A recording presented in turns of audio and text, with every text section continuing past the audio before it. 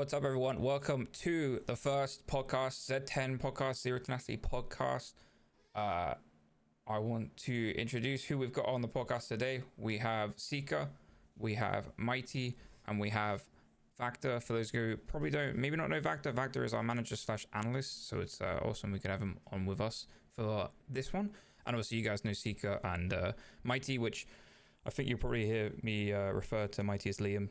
I can't be asked with the other two's first names, I'll be honest. You know. You guys have hard first names, dude. Because I'm lazy. But, yes, this podcast, this is, like I say, this is one of the first podcasts we are going to do. Hopefully we can do a lot more, and we kind of wanted to talk about, well, there's a lot of topics to talk about. We have, obviously, the roster change. We have, obviously, we're going to talk a bit more about Dallas, most recent HGS event that we attended, and as well as talking about the most recent win in the first open tournament with the new roster. So how about Sika? You give us a little rundown of your experience of Dallas. What did you think? So Dallas started with like the boot camp at first. Thanks to like the Clutch Academy guys, we've been like a very good house. Like we had good setups and everything. So we were able to get a few scrims. The problem with the bootcamp itself is that I felt like our practice was not very useful, even without taking into account like the result of the LAN itself. I felt like we didn't have some good practice, meaning like we are not focused enough and stuff. Obviously, we're going to be talking about all that shit later on. So yeah, the bootcamp first, and then we come on LAN pretty much unprepared, even though we had a bootcamp. Which to me felt pointless, kind of, because of like the lack of effort we had. And so yeah, the last experience was probably my worst one to date. I think it's even worse than Orlando 2022 when I lost to like Envor's team. I think I prefer like Orlando compared to Dallas, just because. Really? Yeah, Was not that only. bad? Yeah, it was that bad. It was that bad. Not because only of the placement itself, but the fact we got absolutely demolished.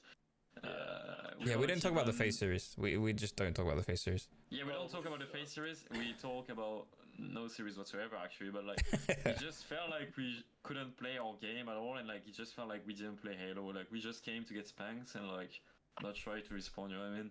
It was just very frustrating because I felt like teams sometimes lose and win, but at least we're trying to do it as a unit, and I felt like we were not even doing that. So. It was pretty frustrating, yeah. It was weird when it was like we did not play at all. I don't know, like our final scrim was it versus the LATAM team at the boot camp. It was like felt like we finally get like a click. We started to kind of get a bit of a rhythm, and then like we go in there and play FaZe. Or even to be fair, the scrim we had at the event on the Thursday. Who did we play? Was it Gen G we played? Like it felt like that click was there, but I think it was Gen G. Yeah, it was Gen G. But FaZe, it was just like I felt like individually we were all getting ran over, and then there was this like zero team, like all the like team chemistry that was built just went out the window. It was like I don't even know. It was the weirdest event, but it felt very natural. I felt like whenever we try to go out of scenarios and stuff, when we were put in that situation, it felt very natural. And I don't know, I couldn't find like my pacing within the team and everything as well. I don't know, felt lost. What do you think, Lee? Yeah, no, it was a weird experience for sure. I don't know. It felt like nothing was working out, you know, like everything that we did as individuals like went wrong, but then when we tried to even do anything as a team, everything was like off timing and whatever. Like it just felt bad. Yeah. And how did it feel from like kind of back home Vactor to you watching that kind of happen? I would say kind of sad, but like the first series I was, because we did play Cloud9 first, right? No, we played FaZe. We started with FaZe. Okay. Yeah. I wasn't expecting too much like from the FaZe series because like we already did lost 3-0 like to them in Arlington, so I wasn't expecting that much. But it was more like the Cloud9 series, which I got really depressed about. But obviously we're gonna talk about it later. But yeah. Well, I mean, to be fair, we can talk into the Cloud9 series as well, because let's be honest, there's not really a lot about the FaZe one. But I mean, from my perspective, the Cloud9 series was like, obviously that was quite often the deciding factor when you're going in as a third seeded team and you're playing against a second seeded team, right? That's the team you want to beat to make it the bracket play. So I think we were all kind of more preparing for that. But what happened in the FaZe series, I feel like kind of just carried over from that, because obviously it was only like an hour and a half, 2 hours after we played FaZe, we then played Cloud9. So there wasn't really a lot of time to reset, in my opinion. But I mean, I think I yeah, probably Game 3, we tried to do something different, but I felt like the first 2 games are awful, even worse than the phase 1. It's like technically speaking, because we're expecting ourselves like to be able to beat Cloud9, so yeah, very disappointing. yeah. I mean, like you said, the third map, it felt like we were just like, all right, that's it. Like, it's do or die now, right? In a way for that. And I think we started to click a bit more, but by then it's just way too late. It's obviously way too late in the series. It was just way too late. I don't know. I think then the frustration starts to come out, right? And that's probably where the idea of a team change might have come into some. But I don't know. Maybe I'm speaking too much into that, but. No, we can dive into that actually. Well, we will definitely dive into that one. I think that's actually the next question we have coming up. But and then obviously we played against Envor's team. I can't remember, was it Unreal? Yeah. What was their rosters? Nightmare. Unreal Nightmare, was it? Well, I mean, I was Fucking stressed hell. about this one at home, bro. that was Oh, squeaky. Yeah, I'm not gonna lie. I don't normally get stressed anymore, but I got stressed, bro. That was a very strange one because obviously we're expecting, even with how bad we were playing, obviously they're the open bracket team, and fair play for them for the run they made in the open bracket. I did watch a bit of that, and we obviously were expecting to 3-0 them just by our own standards, but obviously everything was just not going our way that tournament. But obviously went to game 5 versus them, and even the game 5 got quite squeaky if I can remember correctly. Yeah. So that was I mean, I'm very much relieved that we won that one because I think we would have been really been in rock bottom if we finished the tournament top 16. No, that was bad. Yeah, for sure. Not winning a single series. I remember winning that map 1. I'm like, okay, we're kind of back, we're chilling, and then like we lost the match. Just like, Slayer oh, happened. The Street Slayer happened. oh It was yeah, just- Yeah. yeah, it was just Yeah. not a fun time. And then what we then played. Well, then we're obviously, once we finish pools in third, we're waiting to play either TSM or NEM, which Yeah. I think I mean, it's like one of those ones you don't. Go on. Considering the way we played the whole tournament, I didn't have much hope for like our top 8 match coming on. Yeah. Like, I don't know, like I know those teams are supposed to be like beatable, but at the same time, the way we displayed our skills and everything before, I was not confident whatsoever. yeah, it was not looking good. Yeah.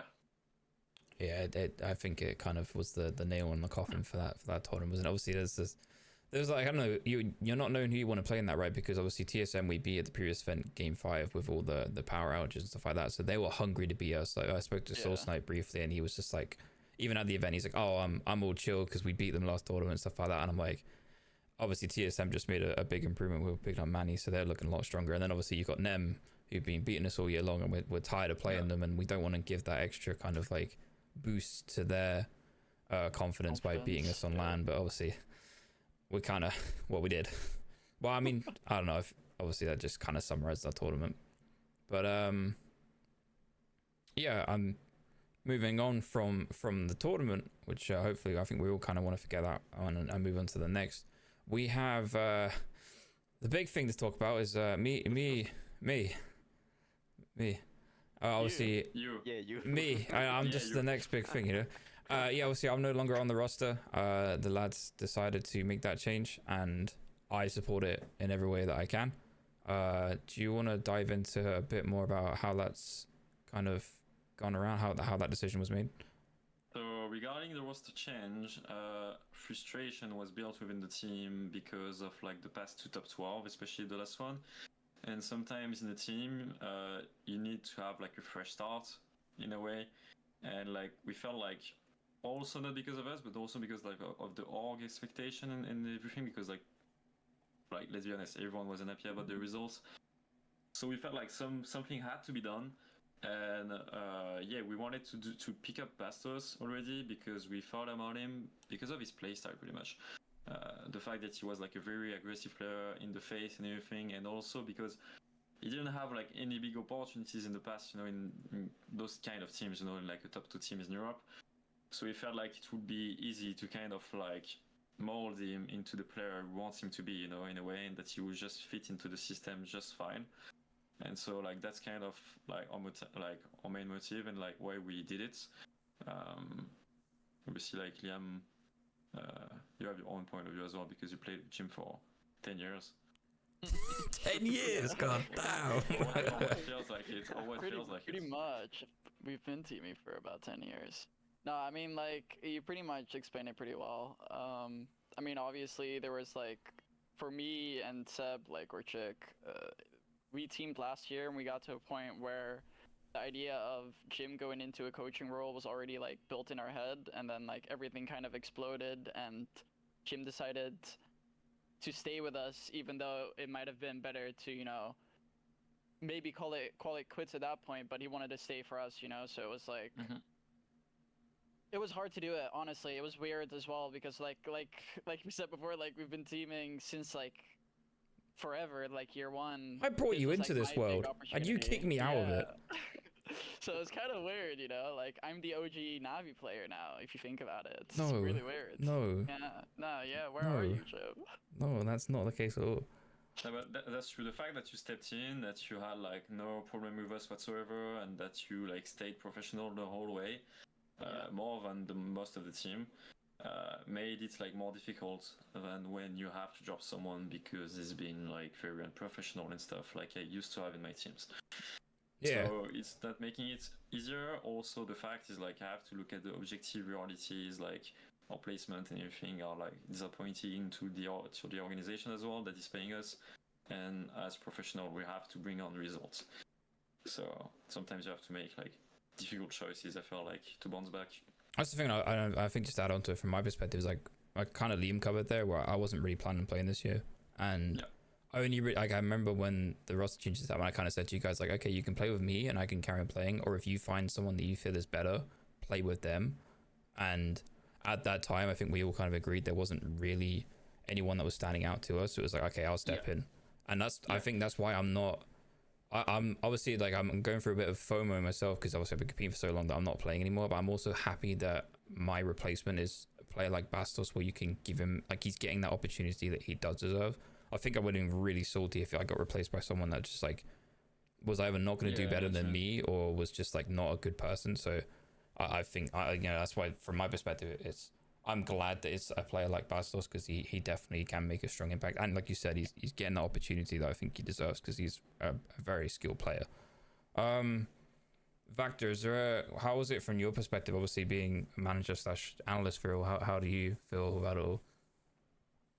I think it was kind of sad like to make the change because like I know like when I talked like to Sika at the beginning of the year when you signed with Z10, like the goal was to stay together the whole year, like because we knew it like would be kind of like our last years competing, at least for you and maybe Sika.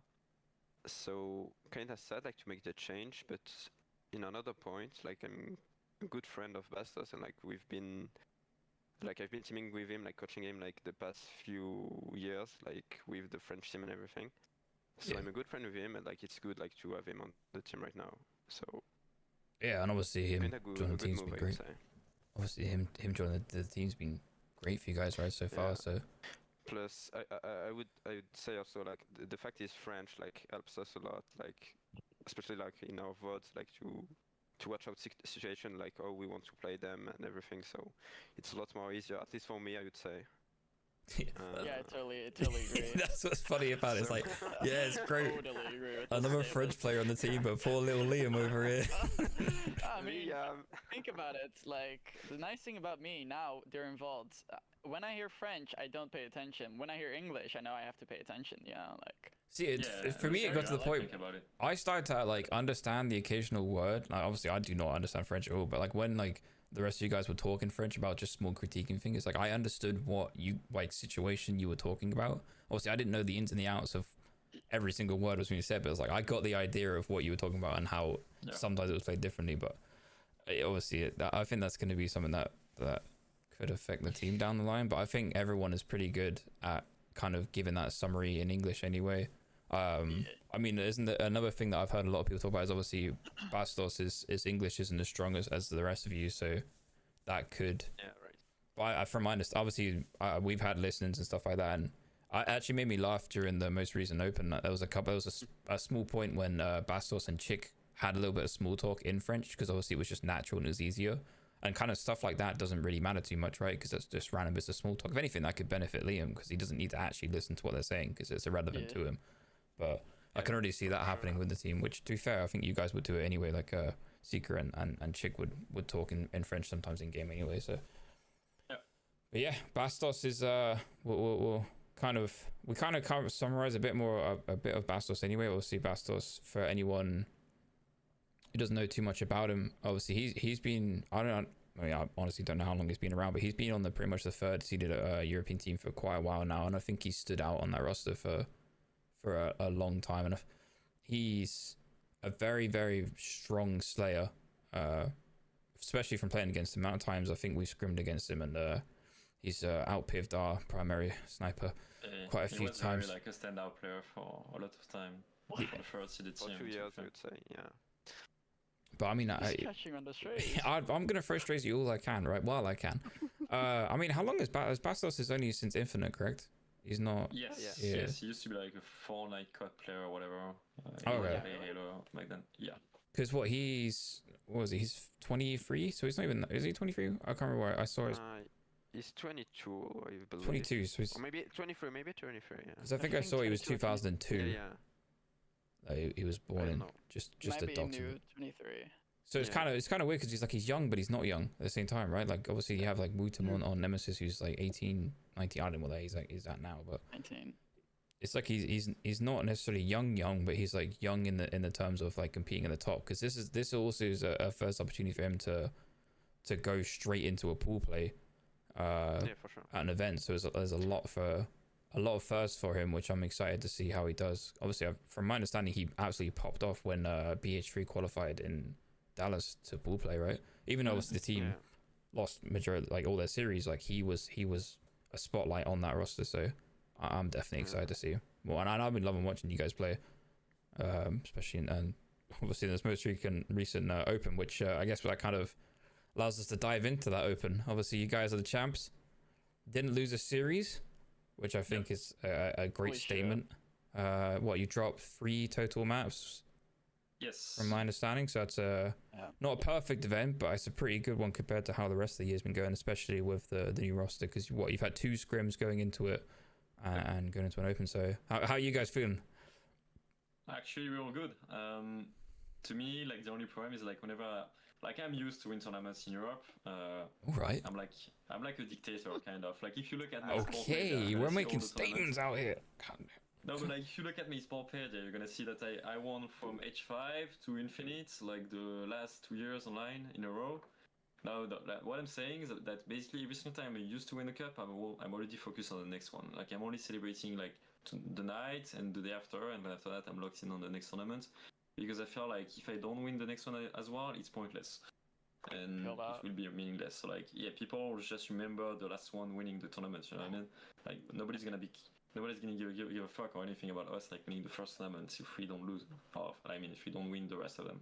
That's true, because realistically it's the qualifier, right? The qualifier is where the main statement is, because I think pro point wise, Nem are quite far ahead. Even though there was a decay, they've still got a good jump over us, and obviously Bastos having lower seeding points as well, just from previous tournaments. So it's like winning these Opens is definitely a boost, but it's not the end goal at all. Right. Anyways, we need to win the qualifier because like the first seed in Europe like will be the qualifier winner. Yeah. So yeah. if we want like to be in Pool B, rentre pas dedans. Okay. Okay, right. For English speakers, boys. For English speakers. No, see what I mean, guys? I was just saying that because like we shouldn't be feeling that way regarding the qualifier. Like we should just be aiming to win all the tournaments, but not because we're concerned about like what pool we can end on or whatever. Like we just have to win because we want to win and to be the best team in Europe. We shouldn't be concerned about like the pools in NA or anything. We just have to be better than them as much as possible. We don't want to get too far ahead of ourselves. Yeah. But I mean, obviously from my perspective watching it, I was absolutely loving watching you guys play. I think you guys have I was just saying to Liam a bit before we started this, the first scrim when you guys had on Tuesday, I think it was, versus Nem, with the first scrim with Bastos on the roster, like there was so many similarities from what we were struggling with me on the team that were happening, and I was like, okay, but obviously it was your first scrim, so it's like you're basically learning how to play with a new player, as well as like kind of finding those identities that were on previous rosters again. So it's like you're going through that transition process with it, or maybe even like a honeymoon phase in a way, right? But there has been constant progress from my perspective and watching on a lot of the issues. I think there was a point on when I was watching over it where I was literally like vocalizing what I think should happen on the recharge, for example, like where you guys should go and where you should separate your numbers, and it was like it actually happened, whereas like previously it wouldn't happen. You wouldn't have the players go in their correct ways, and there was a perfect break from it. So it's, you can see the progress, and from my understanding, you said to me there's been a lot more kind of attention to VOD and research and that kind of stuff. So which is there's a lot more than before. The thing is, like, the main difference, I felt like the first scrim we kind of played the same way we used to play with you, but like thanks to like Bastos occasional clutch and everything, we were able to like steal some win that maybe we wouldn't have got before, but it was not thanks to like us playing amazing together. But the second one, I felt like we made a lot of adjustments regarding the way we are playing the maps and are playing as a team, and I could tell the difference. Like, I think none of our loss were actually like a stomp or anything. All maps were winnable. Yeah, we're close. And that's very important, you know, to be able to play all game types and to be able to win them on a given day without having like any weak game types or anything was very important for us. I mean, regarding the VODs, I mean, I always encourage the whole team to do some of them. Sometimes just individual VOD. I'm mostly concerned about like team VOD as a whole, like studying the enemy team and what they're doing well, rather than like my own personal POV when I VOD. But I took a lot of things from their gameplay when they're playing against us and tried to implement them into our gameplay, and I felt like we changed a lot of things in a good way. Yeah, because I think that something I've spoke about a little bit is when we would watch VOD. I mean, we rarely watch VOD with me and the team, and it was like a big kind of issue we had going on. And even when we were, it was like someone was unavailable just because of life commitments. And it's like you get this massive desync of what majority of the roster is VODing, and we would record it and send it to the individual that wouldn't be there. But it's always that desync between when they can respond to it and all that and stuff like. Just kind of dive into that. So I think when after the first scrim on Tuesday, either the Wednesday or the Thursday, you guys were all in there, all looking at stuff, and you were in there for a while. I was kind of like kept on looking over, and I can see there's been a complete switch in the way that you guys are going at it, which I think makes me feel comfortable, because I'm glad that switch has now happened with the change of roster. There's that boost of motivation. There's that, because when we were in a real low at the start of the year, obviously Z10 came in. Yeah.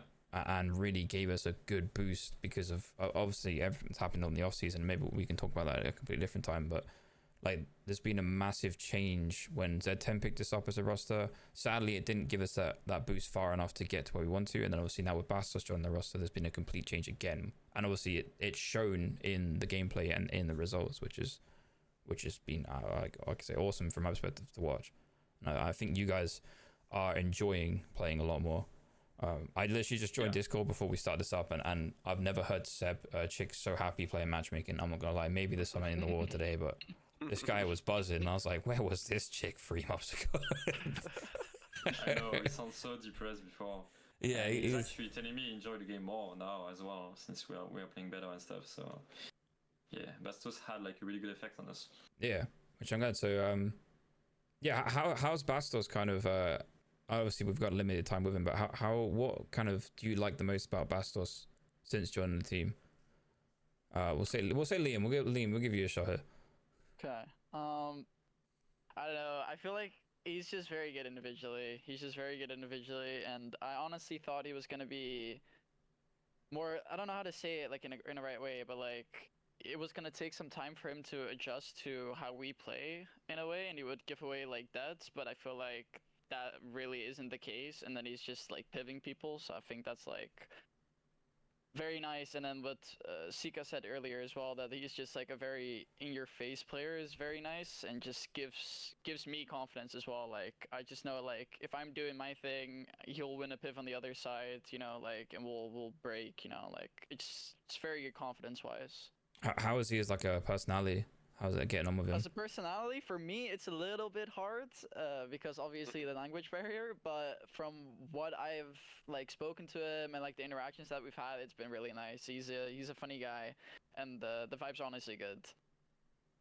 Yeah, because I've not had much interaction with him myself, but obviously there's the language barrier. But then even then, I disconnect myself from it. But when I would listen, and it seems like, especially when you guys won, the excitement I could tell in his voice, even if he was saying something French, it felt so good. It was like, because obviously it's a big relief for him, right?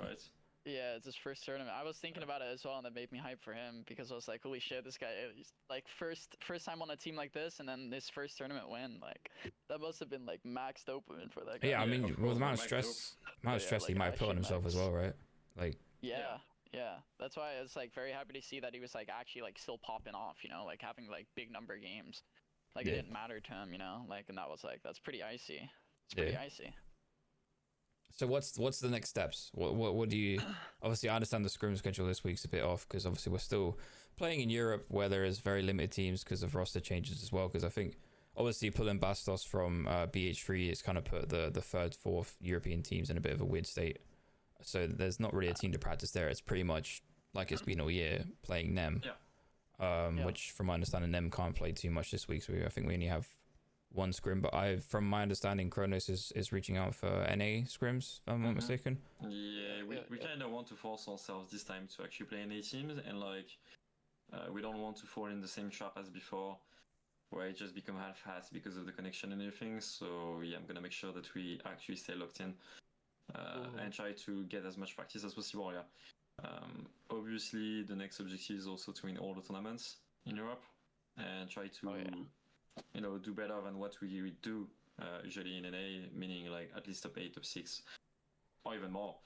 But like the point is, we're still doing plenty of mistakes, even though we're playing better. Like after winning the tournament, I've watched like all the games back, and there's still so much room for improvement and like things that can be easily changed and fixed, but we are still doing a lot of mistakes that we can still work on. So yeah, we just have to lock in and not, rest and like not take it seriously anymore just because we won one up, and I want everyone to still be hungry about it and to get all the possible wins. So how was watching that live fire Slayer involved? I didn't overdo it because I felt like it's mostly because we didn't have like snipe cam off the start. I felt like one of the main reasons it didn't go well, to be fair, is off the start. I said we need to play for a big kill, which me and Liam and Seb did, and we actually got a Pillars kill of the bats. But Bastos went by himself like cuts.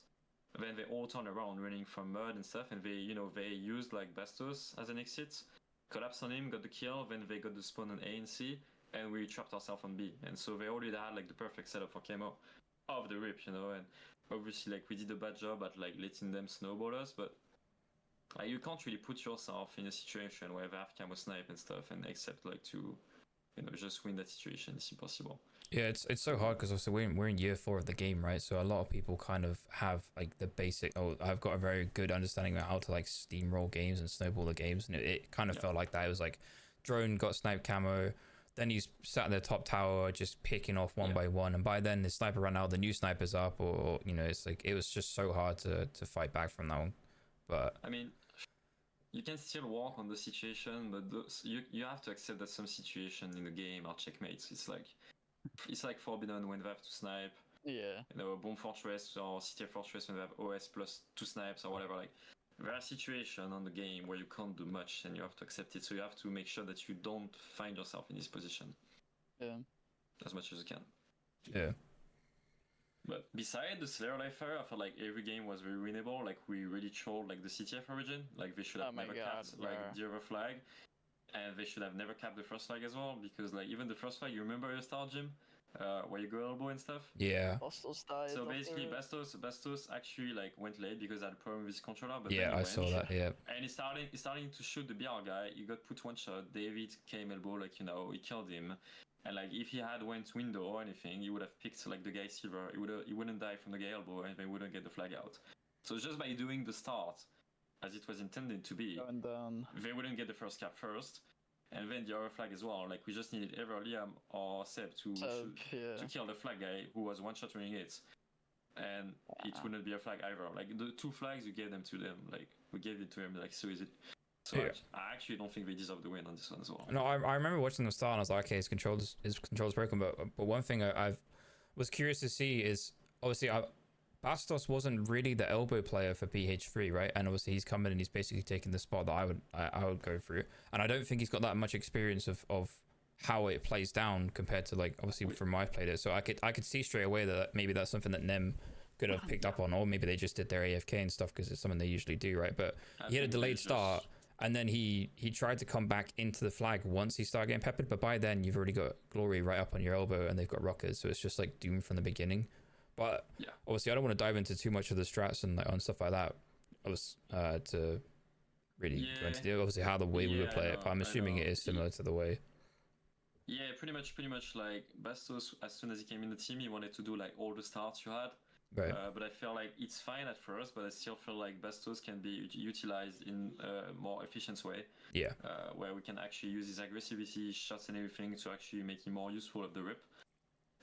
So it's gonna be my job to actually think of whatever he can do to help the team better, and like maybe someone can do that start, like we just have to, just tweak a few things and make sure Bastos is gonna feel like more comfortable, like more natural and everything, because like some of the starts we're giving him are way too passive, like for his standards, I feel like. Because I think that's something that Liam, you and I spoke about, where it's like you gotta put like the right player into the right positions, especially at the start, right? I felt like I kind of submitted to a lot of stuff because I felt it got to the point where I felt like you guys were a lot better in a lot more situations than I was. So it's like, to me, the elbow player in Origin of the start is like a recon player, right? Is a purely just giving off info as to what to determine to do. He's not necessarily needing to take a fight, whereas if you're brute forcing into snipe, you're kind of like need to be gun sort of ready to drop in.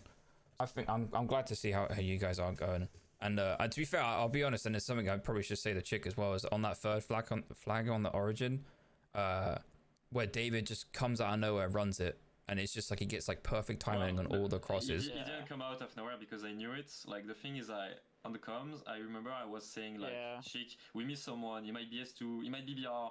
I was saying things like that, because we were going snipe and they went through it without like really double backing. And so as soon as I spawned cave as a third spawner, I knew someone was there. So I looked back to our flag and I saw David going for the pool. But if I expected it and I was calling it out, maybe someone else could have, you know what I mean? Yeah. And like we just need to be more careful. And like after that, Seb doesn't peek like S1 enough, like quickly enough. And also I feel like Liam, you backed away like too easily as well from the snipe. Even though they're running it, so like we literally gave it to them. I don't think like if this situation happened again, I think we'd be good. See, from when I was watching, I was like, this is exactly what I kind of said previously on the team. Where it's like, if they're running that elbow, you need to straight OE and just go all the way through snipe. Whereas like Seb was like, he went to Fountain, tried to shoot the flag guy, went to S1, tried to shoot the flag guy, and by then the guy was already at elbow. But whereas if he just like committed to just a full OE, he would have got to the window before David would have got up the elbow with a flag. From what I was watching, and maybe the timing wasn't necessarily there. Just like go S1 like straight up like. Right to me, it's like a full OE. And he would have died, And like he just needed one bullet. A lot. Yeah, it's just an unfortunate situation. But it was so quick. I remember I was like saying, "All right, we've won it. Like this is it, over." We were like, I felt like even when it was 2-2, we were very much in control. And then suddenly it was just like a flag cap within 10 seconds. I'm like, all right, next map. Goddamn. Yeah, game 5 all of a sudden. Yeah. Game 5 Aqua as well. You guys love a Game 5 Aqua. Yeah, I hate Game 5 Aqua, bro. I hate this shit. It's fine, always bro. Bossos is 2-0 on that map against them, like when it matters most. So, that's true. That's true. Actually, that's another thing to pull back is like, did so for those who don't know, we played in a French tournament, which I'm not going to speak too much about that. When Liam was unable to play, because I think it was Mother's Day that weekend. So we actually played with Bastos on the roster.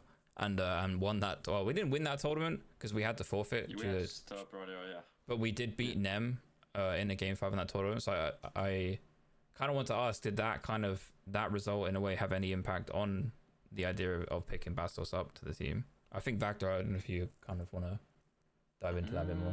I would not say that, but because like the reason we picked him up. I'd say like I know Bastos like for 3 years now, and I think like he has like for sure like he's very good in Gilet, but like the thing is like we all know him very good, at least like for the French guys like Seb and like Sika. Yep. And like he was just like the best option we had at the moment, like when we had to make the change. Yeah. So I wouldn't say like he did make a difference this French Cup, but like. It's a good practice anyway, so I don't think he did. To me, like the thing that made the most difference is the LAN, because I saw how he played against Genji and stuff. Okay.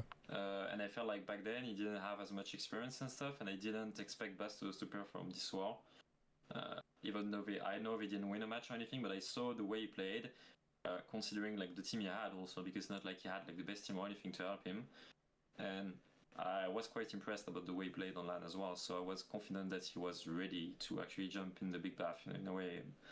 Yeah. Like, straight up join a good team. Like, but the tournament online in Europe, in the French Cup, They're not I really didn't representative really, anyway. yeah, I didn't really look that much into it. So, because to me it was not like an important tournament. You can always argue that Nemesis was not, 100%. We never know, you know what I mean? But since like there's no money, no points or whatever, I can't really take that into account. Well, the reason why I actually bring it up is obviously the kind of like internal joke we had with it with we kept on saying that like Bastos is going to replace Liam on the roster, right? Because Liam, I know it got into Liam's head so badly Holy that shit, obviously I had we. the worst scrim of my life after Yeah, I that. remember the scrim after that. I can tell I that had you were not the confident. worst scrim of my life after that. I was like, holy shit, like they're actually gonna pick him up. He came like... to me on Discord and was like, "What do you think I should change on my gameplay?" I was like, "Oh, here we go." Like that's the first thing you need, because you see us beating them, beating them without him, like for the first time with like Bastos. So he's like, I must be doing something wrong, you know? Yeah, I was like, it must be fucking me. Like, holy shit. I think that's the best part about it is like Seeker for one is so like we love teasing Liam so much, and it was like every day it was like, oh, where's Bastos? Is he online yet? Yeah, and what made it? Every day we'd be losing a map. I would be like, oh, if only we had Bastos. Like... and even like it got to the point where like Twitch chat was doing it. It was like, oh, if we lost the map, it was like, all right, Bastos would have done that, and it just. I feel bad for Liam. The whole French community used to go in the chats and everything. I'm getting message on Discord by all the Frenchies saying, you guys should pick up Bastos every day, bro. I'm sitting there loving it. I'm sitting there loving it. Like, yeah, bring it on. And then I find out I'm the one getting dropped for him. And I'm like, wait, is this karma? But no, we joke aside. No, like I said, that's the reason I wanted to bring that up, because it's a funny internal thing where I feel like we had on the team where it was just constant tease. But I don't know, we love teasing Liam on this team. If you want to know, I used to do the same with Bastos. Like the past few days before the scrim, every single time he would die in matchmaking streaming spot, I was like, oh yeah, we're gonna ask Jimbo to play the scrim.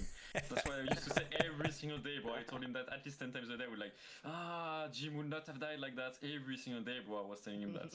I see. That's what I love about it. It's like that internal kind of joke around it. I think sometimes it makes people a bit insecure in the gameplay, but also it makes them like play better as well. It's just so funny. Confidence, so.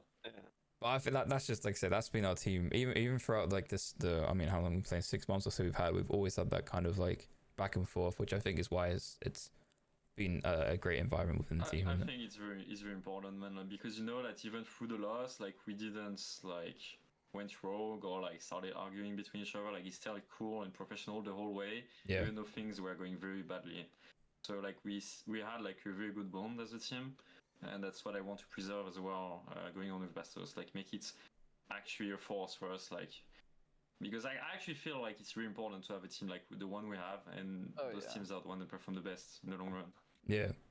And then, to be fair, just to go back to the whole kind of teasing Liam thing, what made me laugh as well is like Vactor. I haven't really interacted with Vactor too much before the team, but I think literally within like a couple of days in, Vactor's already teasing Liam and giving Liam like snide remarks, and I was like, I love this, man. This guy's just come in here as the manager analyst, and he's already teasing Liam. Like Liam just gets bullied in this. It's been since the start, bro. It's so funny, man. Bullied, bro. Even Kronos, I'm telling Kronos seriously all the time. You know that Vactor has like 100% win rate against Nemesis when he's coaching. So every time I come like, whenever it's Vactor as a coach, we're winning. So I'm always saying that to Kronos. Yeah, sorry for those that didn't know, Kronos was unavailable from the grand finals, if I'm not mistaken. So Vactor stepped in and coached the boys to the win. So I mean, we got people on this team that can do everything at this point. And to be fair, even if Kronos or Vactor's not available, I'll jump in and coach. Right, right, guys? Right, guys? Right, guys? Yes, Jim, yes. It's about that no one is safe, like, from the banter and everything, even me, like, obviously... obviously everyone is scared, but, like, they can if they want to. Scared, you say? Yeah, scared, bro. Scared. Okay, you should be scared, bro. Petrified of you. You should be very concerned. But I mean, that creates a healthy environment, right? Because everyone's like comfortable. Everyone's just comfortable saying stuff to each other, which is what you need, right? Like you don't need everyone to take everything personal. So I think I've had rosters in the past where it's like, when you get to like the critiquing and stuff like that, everyone will take it personal, whereas I think this team is very much open about like it's not a personal dig, it's purely just to improve, and there's a lot of humor in and out of the game. So Yeah, completely. Yeah. To me, true confidence, like, he's not shattered just because someone says something. You know what I mean? So Yeah. like, just the way I'm thinking. Like, I don't care about anyone telling me anything. As long as it's like useful, I won't take it badly or anything. I want everyone to be thinking like the same way. yeah. Right, well, I think that actually will be where we should end off the first episode. I wouldn't make this too long. First episode is if there's gonna be more. I don't know. Obviously, anyone who was watching along with this, if you guys did enjoy this little podcast and a bit more of a insides of the roster and stuff that's going on, please drop some comments about other questions you could potentially have if we do another episode, or obviously like it and just give the video some love, because I personally am excited to do this kind of stuff. I love dragging these guys onto these kind of, like, we always do it when I'm on stream anyway or stuff like that. So but yeah, any kind of final words from any of you guys you would like to say? Or Thank you guys. Love you guys. We will show up so much better next time for sure. Can't get worse than it was if you think about it, guys. and do you appreciate them, Liam? I appreciate every single one of yous. And I also want Bastos at some point to make it to the podcasts. I would love to have that. That would be an love to do interesting this. podcast, let's be Kronos honest. too. Bastos and Kronos. at the Kronos same and, time. Kronos and Very Bastos smart. together. Very Just the two of them smart. together, and I want to see you try to talk with them. Yeah, you should have me trying to host it, and they just randomly start talking in French, and I'll just be stood there staring at the camera, just like, all right, Excellent, Nice, because guys. that's all I want, bro. need to translate this video. But yep, we'll end it here. Thank you all for watching, and we hope to see you in the next one. See you Bye, next one. guys. Hey guys, Bye-bye. Bye bye.